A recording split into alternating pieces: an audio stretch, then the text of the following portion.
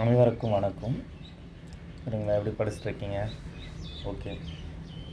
தமிழ்நாடு வந்து பார்த்தீங்கன்னா political leaders வந்து பார்த்திங்கன்னா பார்த்துட்டு இருக்கோம். ஓகேங்களா, ஃப்ரீடம் ஸ்ட்ரகிள் பொலிட்டிக்கல் லீடர்ஸ் அது சார்ந்து பார்த்துட்டு இருக்கோம். ஓமந்தூர் ஆட்சி காலத்தில் அவர் சிஎம்மாக இருந்த காலத்தில் என்னென்ன நிகழ்வுகள் நடந்தது அந்த டீட்டெயில்ஸை வந்து பார்த்தோன்னா இன்றைக்கி ஒரு வீடியோவில் பார்த்துடலாங்க. சரிங்களா, இதுக்கு முன்னாடி வந்து பார்த்தீங்கன்னா ராஜாஜி வந்து பார்த்தீங்கன்னா 1938 அந்த காலகட்டத்திலேருந்து 40 வரையும் அந்த காலகட்டத்தில் வரையும் அவர் ஆட்சி காலத்தில் என்னென்ன நிகழ்வுகள் அதெல்லாம் வந்து பார்த்தோன்னா வீடியோ அப்லோட் பண்ணியிருக்கேன். சரிங்களா, டி பிரகாசம் காலத்தையும் போட்டிருக்கேன்.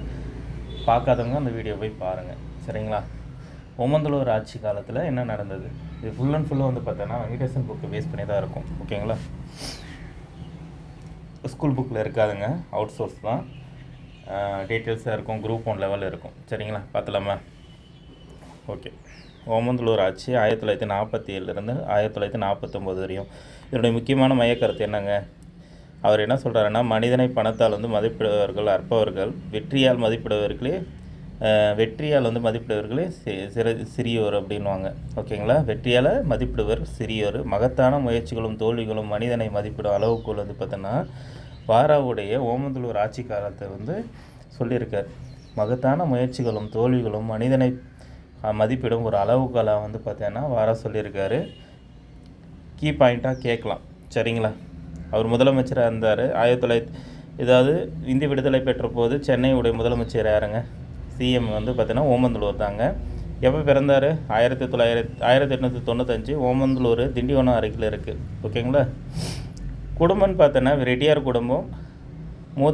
மூதாதையர் வந்து ஆந்திராவிலேருந்து தமிழ்நாட்டு குடிபெயர்ந்தவங்க. எப்படி கட்டபொம்மன் வந்து பார்த்தோன்னா ஆந்திராவிலேருந்து தமிழ்நாட்டு குடிபெயர்ந்தாங்களோ அதே மாதிரி ஓமந்தூராரும் ஆந்திராவிலேருந்து தமிழ்நாட்டுக்கு குடிபெயர்ந்திருக்காங்க. வரலாற்று சிறப்புன்னு பார்த்தோன்னா செல்வாக்கு, செல்வம், கல்வி தகுதி கொண்ட தென்னிந்திய ஒரு குடும்பத்தில் இருந்தவங்க, ஒரு ரிச்சான ஃபேமிலின்னு சொல்கிறாங்க. சென்னை முதலமைச்சரான முதல் ரெட்டியார்ன்றவங்க இவங்க தான். ரெட்டியார் ஃபேமிலியில் ஃபஸ்ட் ரெட்டியார் இவங்க தான். கல்வின்னு பார்த்தோன்னா வால்டர்ஸ் கடர் பள்ளி. ஓகேங்களா, வால்டர்ஸ் கடர் பள்ளியில் படிச்சிருப்பார். சுதந்திர போராட்டம் இளம் வயதில் பங்கேற்றவர் இவர். ஆன்மீகனா ரமண மகரிஷி இருக்கார்ல, அவருடைய பக்தராக இருந்தவர். ரமண மகரிஷியுடைய பக்தராக இருந்திருக்கார். ஓகேங்களா, சென்னை ராஜதானியில் அரசியல் எப்படி இருந்தது, அந்த நிலை எப்படின்னா காங்கிரஸ் நிலைப்பாடு பெரிய மாற்றம் இல்லை. சென்னை ராஜதானியில் 4 மொழி பிரிவுகளாக இருந்தது. சென்னை எப்படி இருந்தது? 4 மொழி பிரிவுகளாக இருந்தது. தமிழ்நாடு 1, ஆந்திரா 1, மலபார் 1, கேரளா பகுதி அப்படின்னு சொல்லிட்டு இருந்தது. சட்டப்பேரவையில் 4 பிரதான கோஷ்டிகள் இருந்தாங்க. தமிழர் ஆந்திரர், தமிழர் மலையாளிகள், கன்னடர்கள், பிராமணர் அல்லாதவர்கள் வந்து பார்த்திங்கன்னா 4 கோஷ்டிகளும் வந்து இருந்திருக்காங்க. பலமான கோஷ்டின்னு பார்த்தோன்னா இந்த காமராஜர் கோஷ்டி, ராஜாஜி கோஷ்டி தாங்க தமிழ்நாட்டில். பலமான கோஷ்டின்னு பார்த்தோன்னா காமராஜர் வர்சஸ் ராஜாஜி. ஓகேங்களா, ஆந்திர காங்கிரஸ்ன்றது பார்த்தோன்னா பிரகாசம் கோஷ்டியும் பட்டாபி சீதாராமையாவும் கோஷ்டியும் வந்து பார்த்தீங்கன்னா ஆந்திராவில் காங்கிரஸ் கோஷ்டி. சரி, எலெக்ஷன் நடக்குதா? முதலமைச்சராக வந்து பார்த்தோன்னா யாராக இருக்குன்னா பிரகாசமும் இதுக்கு முன்னாடி இருந்த ஓமந்தூருக்கு வந்து பார்த்தோன்னா 166 வாக்குகளில் 73 வாக்கு வித்தியாசத்தில் வந்து பார்த்தோன்னா பிரகாசம் வந்து தோல்வி அடைகிறார். அவர் சிஎம் பதவி போகுது. அடுத்து வந்து பார்த்தோன்னா ஓமந்தூர் ஜெயிக்கிறார். எவ்வளோ? 73 வாக்கு வித்தியாசத்தில் ஜெயிச்சிடுறாரு. ஓகேங்களா, அமைச்சரவை எப்படி பதவின்னா 1947 பிப்ரவரி 23 அன்னைக்கு வந்து பார்த்தோன்னா பதவி ஏற்கிறாரு. அமைச்சர்கள் யாரெல்லாம் இருக்காங்கன்னா இவர் அமைச்சரவையில் பக்தவச்சலம், ஓகேங்க, Subrayan, TDS Rajan, அவினாசிலிங்க Chettiar, Daniel Thomas, அதுக்கப்புறம் வந்து பார்த்தோன்னா வெமுலா கூர்மையா அப்படின்றவர், அதுக்கப்புறம் வந்து பார்த்தோன்னா சீதாராமு, ஏடி வந்து பார்த்தோன்னா ஷெட்டி, குருபாதம். ஓகேங்களா, யார் ஆதரவு கொடுக்குறாங்கன்னா காமராஜர், சஞ்சீவ் ரெட்டி, கால வெங்கட், இவங்கெல்லாம் வந்து பார்த்தோன்னா ஆதரவு கொடுக்குறாங்க. எதிர்ப்பு தெரிவித்தவர் யாருன்னா பிரகாசம் கோஷ்டி இருக்காங்களா, அவங்களாம் எதிர்ப்பு தெரிவிக்கிறாங்க. ஓகேங்களா, பண்ணியிருக்காங்க.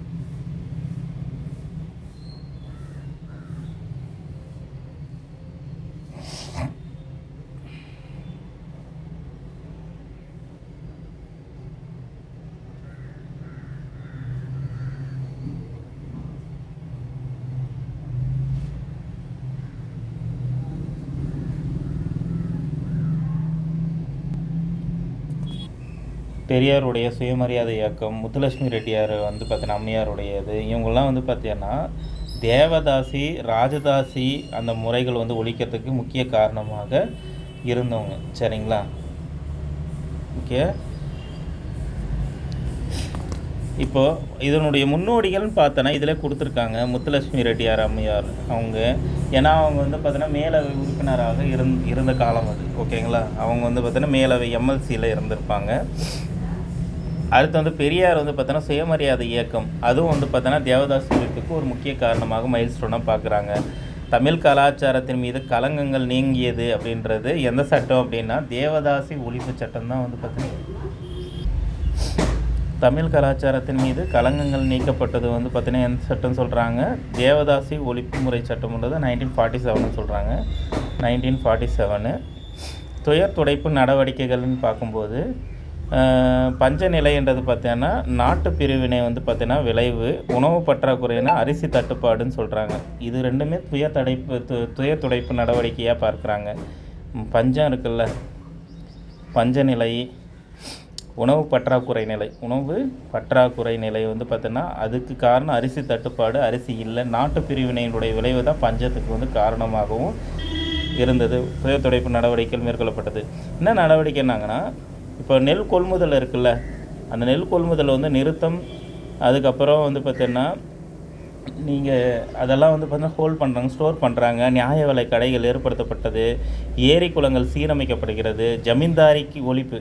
இப்போ ஜமீன்ஸுக்கு வந்து பார்த்தீங்கன்னா ஃபண்டு போயிட்டே இருக்குங்க, அந்த ஜமீன்தாரி ஒழிக்கிறது, ஜமீன்தாரி அபாலிஷ் பண்ணுறாங்க.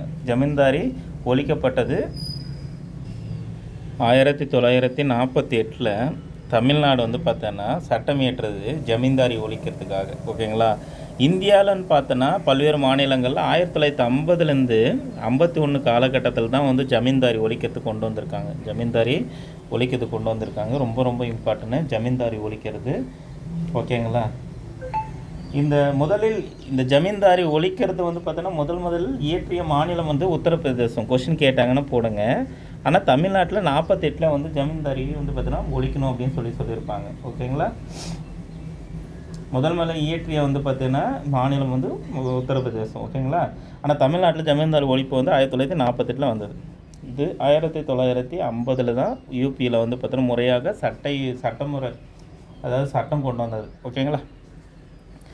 அதுக்கப்புறம் ஆணை, அதுக்கப்புறம் ஆறு வந்து இணைக்கிறது, நீர்மின் திட்டங்கள், விளைநிலைச்சல்கள் வந்து தொழிற்சாலைகளுக்கு வந்து பார்த்தீங்கன்னா தண்ணியை வந்து தொழிற்சாலைக்கு வந்து பிரிப்படக்கூடாது அப்படின்றதெல்லாம் கொண்டு வந்திருக்காங்க. விளைவு மக்கள் வந்து பஞ்சத்துலேருந்து விடுபட்டார். ஓகேங்களா? எவ்வளோ பெரிய சாதனை இல்லை. கொஷின் வந்து பார்த்தீங்கன்னா எக்ஸாம் பாயிண்ட் ஆஃப் வியூலாம் பார்க்க வேண்டாம், ஜாலியாக படிங்க. அப்போ தான் வந்து பார்த்தீங்கன்னா எந்த சிஎம் என்னென்ன நலத்திட்டம் கொண்டு வந்திருக்காரு அப்படின்ற உங்களுக்கு ஐடியாலஜி வரும். ஓகேவா? கல்வி பணியில் முக்கியமான யாரை பார்க்குறான்னா அவினாசலிங்கம் கண்டிப்பாக கேட்பாங்க. இவர் ஆட்சி காலத்தில் அவினாசலிங்கம் செட்டியார் தான் வந்து கல்வி அமைச்சராக இருந்தார். இவருடைய சாதனைகள்னா தமிழ் வளர்ச்சி கழகன்றது ஒன்று ஆரம்பிக்கிறாரு, தமிழ் களஞ்சியம் ஆரம்பிக்கிறாங்க, தமிழ் ஆட்சி மொழின்னு ஆரம்பிக்கிறார், திருக்குறளில் தமிழ் பாடத்தை சேர்க்கறது இவர் தான், பாரதியாருடைய பாடல்கள் பொதுமையாக்கப்பட்டது இவர் காலத்தில் தான், சித்த மருத்துவத்தினுடைய சிறப்பு பற்றினா இவர் இதில் வந்து பார்த்தீங்கன்னா புக்கை வந்து ரிலீஸ் பண்ணுறாங்க, மருத்துவக் கல்லூரி ஏற்படுத்துகிறாங்க, இசை ஆராய்ச்சி ஊக்கம் வந்து கொடுக்குறாங்க, இசை ஆராய்ச்சி பண்ணுறதுக்கு ஊக்கம் அளிக்கிறது இவருடைய ஆட்சி காலத்தில். ரொம்ப இம்பார்ட்டன்ட்டு. எஜுகேஷன் மினிஸ்டராக இருந்து இவ்வளோ சாதனை பண்ணியிருக்கார், எஜுகேஷன் மினிஸ்டராக. ஓகேங்களா? அரசியல் சவால்கள்னா திராவிடர் இயக்கம் சி.என். அண்ணாதுரை இருக்கார்ல, அவர் வந்து இவர் ஆட்சி காலத்தில் சவாலாக இருந்தார். ஓகேங்களா? திராவிட இயக்கத்தின் அண்ணா வந்து பார்த்தீங்கன்னா இவருக்கு சவாலாக இருந்தார். திராவிட நாடு தலையரங்கில் 3000 ரூபாய் அபராதம் விதிக்கப்பட்டது. ஓகேங்களா? இவர் ஆட்சி காலத்தில் திராவிட நாடு அப்படின்ற தலையரங்குக்காக 3000 ரூபாய் அபராதம். இது நியூஸ் பேப்பருங்க, அபராதம் போடுறாரு. எதிர்ப்புன்றது பார்த்தீங்கன்னா என்னென்னா கருத்து சுதந்திரத்தை மீறி எதிர்க்கப்படுகிறது. எதிர்ப்புனா கருத்து சுதந்திரன்றது பார்த்தீங்கன்னா அது மீறி இவருக்கு சவாலாக இருந்திருக்கு. மக்களுடைய ஆதரவு ஒரே வாரத்தில் அந்த அபராத தொகை மக்களால் திரட்டப்பட்டதான். இவங்க போட்ட இவங்க காலத்தில் வந்து திராவிட நாடுன்ற பத்திரிகைக்கு வந்து 3000 ரூபாய் அபராதம் போட்டாங்கள்ல, அது ஒரே நாளில் அபராதத்தை வந்து பார்த்தீங்கன்னா ஒரு வாரத்தில் வந்து பார்த்தீங்கன்னா மக்களே வந்து திரட்டி கொடுத்துட்டாங்களாம். ஓகேங்களா? மக்களே திரட்டி கொடுத்துட்டாங்க. ஓகேங்களா. திரள் பண்ணுறது பார்த்தீங்கன்னா காங்கிரஸுக்கு எதிராக மக்கள் வந்து திரட்டப்பட்டது. சரிங்களா.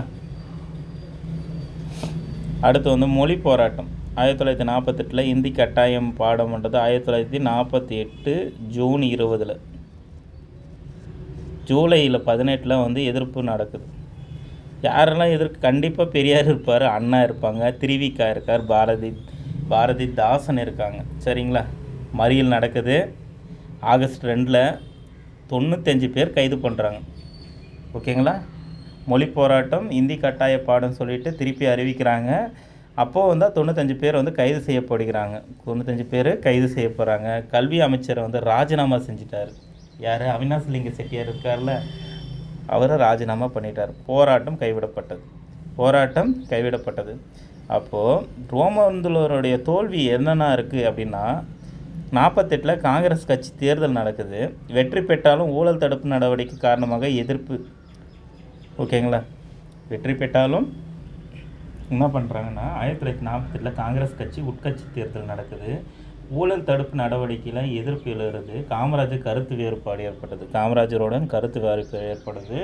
1949 பிஎஸ் குமாரசாமி முதலமைச்சரானார். 1949 பிஎஸ் குமாரசாமி முதலமைச்சரானார்.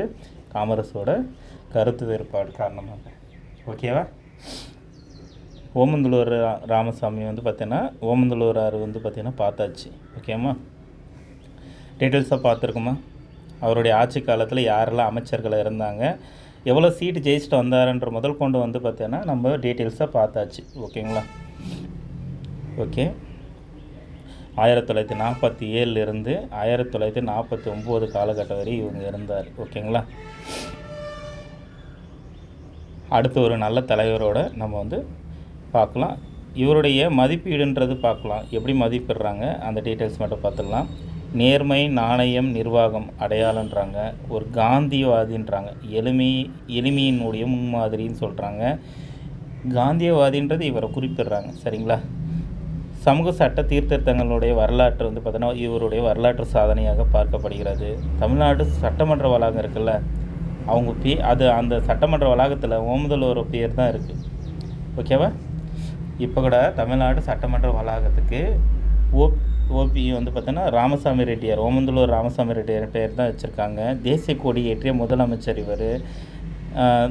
தனி அரசு விமானம் வாங்கிய முதல்வர் இவர்.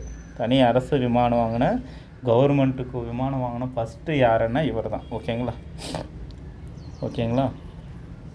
போற்றுவர்கள் போற்றட்டும், தூற்றுவர்கள் தோற்றட்டும், தொடர்ந்து சொல்லிட்டு கண்ணதாசன் சொல்கிற மாதிரி இவர் ஆட்சி காலத்தில் நிறைய குறைகள் இருந்தாலும் இவர் நிறைய பண்ணியிருக்காருங்க. சரிங்களா. சும்மாலாம் இல்லை. ஆலய நுழைவு சட்டம்லாம் பெரிய விஷயம். ஓகேங்களா. ஆலய நுழைவு சட்டம், பிராமணருடைய ஆதிக்கம் அப்போ அதிகம். ஆலய நுழைவு சட்டம் பண்ணியிருக்காரு. அப்புறம் தேவதாசி வந்து பார்த்தீங்கன்னா ராஜதாஸ், அந்த தேவதாசி முறையை வந்து ஒழிக்கிறதுக்கு இவர் காலத்தில் தான் நிறைவேற்றிருக்காங்க. அது பெரிய சாதனை தான். சரிங்களா. சமூக சீர்திருத்தத்தில் மிகப்பெரிய சாதனைலாம் பண்ணியிருக்கார். ஓகேங்களா. அடுத்து ஒரு நல்ல தலைவரோடு வந்து பார்க்கலாம். All the best. நல்லா படிங்க. ஓகேங்களா. வீடியோ பிடிச்சிருந்தால் லைக் பண்ணுங்கள், சப்போர்ட் பண்ணுங்கள், ஷேர் பண்ணுங்கள், ஒரு கமெண்ட் போட்டு விட்டு போங்க நல்லா இருக்குது அப்படின்னா. அடுத்து வந்து பார்த்தீங்கன்னா நாங்கள் வந்து பார்த்தீங்கன்னா ஊக்கமாக வந்து பார்த்தீங்கன்னா அடுத்தடுத்து வந்து பார்த்தீங்கன்னா கிளாஸஸ் வந்து அப்லோட் பண்ண முடியும். ஓகேங்களா. நன்றி. தேங்க்யூ.